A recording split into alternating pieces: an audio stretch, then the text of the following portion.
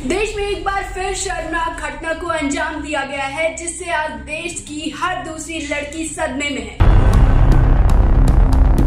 भारत के बंगाल में जहां लड़कियों को दुर्गा का रूप माना जाता है, यह हैवानियत की घटना होने के बाद हर किसी को सोचने पर मजबूर कर दिया गया है। ये मामला कोलकाता का है, जहां कोलकाता के आरजी कर मेडिकल कॉलेज में जूनियर डॉक्टर की दुष्कर्म के बाद हत्या का मामला अब राष्ट्रीय मुद्दा बन चुका है। पूरे देश में डॉक्टर हड़ताल पर हैं। कोलकाता समेत पूरे देश में प्रदर्शन हो रहे हैं। बता दें कि पोस्टमार्टम रिपोर्ट के अनुसार पीड़ित डॉक्टर के वजाइना में 151 ml सीमेन मिला है। इस रिपोर्ट को देखने वाले डॉक्टर सुवर्ण गोस्वामी का कहना है कि इतना सारा सीमेन मिलना इस बात का संकेत है कि डॉक्टर के साथ कई लोगों ने मिलकर रेप किया है, क्योंकि किसी एक शख्स से इतना सारा सीमेन मिल ही नहीं सकता। वहीं कोलकाता हाईकोर्ट के निर्देश के बाद सीबीआई ने घटना की जांच शुरू कर दी। उधर घटना को लेकर हर बार की तरह सियासत भी तेज हो गई है। पश्चिम बंगाल की मुख्यमंत्री ममता बनर्जी ने भाजपा पर आरोप लगाए हैं, तो वहीं भाजपा इस मुद्दे पर सरकार को घेर रही है। अब सवाल ये है कि कोलकाता में जूनियर डॉक्टर के साथ हुई शर्मनाक घटना में क्या कार्यवाही हुई, आखिर सीबीआई की जांच कहां तक पहुंची और सरकार मामले में क्या कर रही है। आइए जानते हैं पूरा मामला क्या है। दरअसल कोलकाता के लाल बाजार स्थित आरजी कर मेडिकल कॉलेज अस्पताल में जूनियर डॉक्टर के साथ 8 से 9 अगस्त के दरमियान रात को दुष्कर्म किया गया और उसकी हत्या कर दी गई। बता दें, जूनियर डॉक्टर 8 अगस्त को अस्पताल में रात की ड्यूटी कर रही थी। रात 12 बजे के बाद उसने दोस्तों के साथ डिनर भी किया। इसके बाद से महिला का कोई पता ही नहीं चला। इस शर्मनाक मामले के सामने आने के बाद से ही सियासत गर्म और तेज हो गई और ममता बनर्जी पर ये भी आरोप लगाए गए कि वो गुनहगारों को बचाने की कोशिश कर रही है। बता दें, ये सियासत यही नहीं रुकती।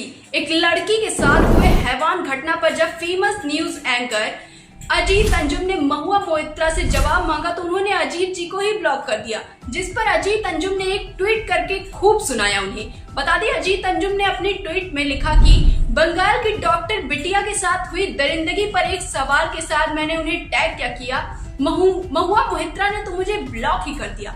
वाह मैडम वाह, आप हर रोज मोदी की सत्ता से तीखे तेवर के साथ सवाल पूछती हैं और हमने आपकी सत्ता से एक सवाल क्या पूछ दिया, आपने तो तुरंत ब्लॉक ही कर दिया।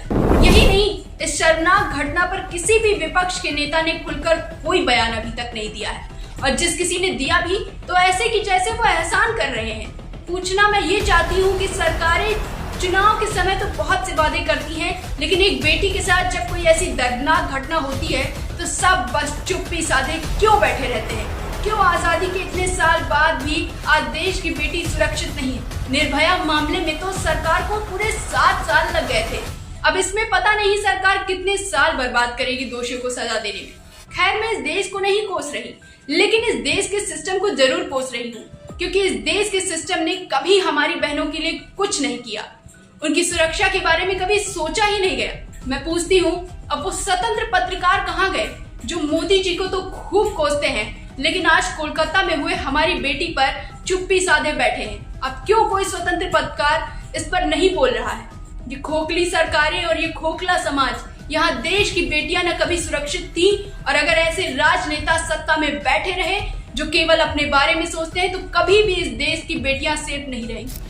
इसी बीच फेमस यूट्यूबर ध्रुव राठी को भी इस मामले में घेरा गया है, क्योंकि ध्रुव राठी ने सोशल मीडिया प्लेटफॉर्म एक्स पर पहले कथित तौर पर जस्टिस फॉर निर्भया 2 के लिए एक पोस्ट किया था, लेकिन बाद में उसे हटा दिया। ये लोग दावा कर रहे हैं कि ध्रुव राठी ने ये पोस्ट इसलिए हटाई क्योंकि वो पश्चिम बंगाल में सीएम ममता बनर्जी की स्थिर सरकार से डर गए थे। इसके बाद ध्रुव राठी ने हैशटैग में एक बार फिर से एक पोस्ट शेयर करते हुए सिद्धार्थ का नाम शेयर किया, लेकिन इसके ट्वीट के अंत में उन्होंने जस्टिस फॉर नेम की जगह डैश करके फर्जी पोस्ट कर दिया, जिसके बाद कई लोग सवाल कर रहे हैं कि राठी ने पहली पोस्ट आखिर क्यों हटाई।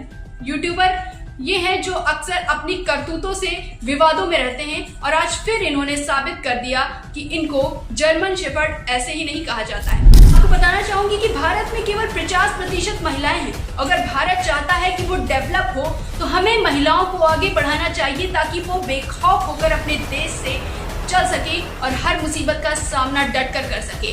आखिरी में मैं बस इतना ही कहना चाहूंगी कि इस घटना को दबने मत दो। इस वीडियो को लोगों तक ज्यादा से ज्यादा फैलाइए, लोगों को शेयर करिए। ट्विटर, इंस्टा, फेसबुक, जहां जहां पर ये वीडियो फैल सकती है फैलाइए, ताकि ये युद्ध यही ना खत्म हो, क्योंकि हम सबको मिलकर ये इंसाफ लेना है।